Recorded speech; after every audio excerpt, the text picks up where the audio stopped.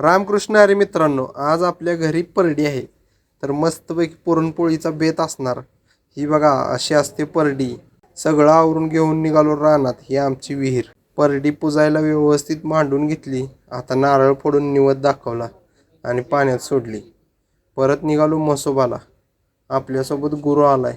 त्याला माहिती नव्हतं, आज पहिल्यांदाच आलाय म्हसोबाला. हे बघा म्हसोबा महाराज. इथं सगळ्यांनी आडं दामटा आणि ही आणून ठेवले नारळ बिरळ. भावकीनं पिटवून माचीस इथंच ठेवलेत. अगरबत्ती पिटवून हो. आता चाललो नदीला. नदीवर येऊन पूजन करून परडी पाण्यात सोडली. नारळ फोडून गच खोबरं खाल्ले. नदी पात्राचा व्ह्यू लयच भारी वाटतोय. इथं फोटोशूटला यायला लागते एकदा तरी. सगळं झाल्यावर घरी आलो. बघतो तर समोर सासवा दिसले. सासवा म्हणजे या एवढूशा आहेत, पण मला आत्या लागतात. ही जरा शांत आहे, पण हिच्या नादाला लागायचं नाही. हिच्या वाकड्यात शिरायचं नाही. विषय संपला.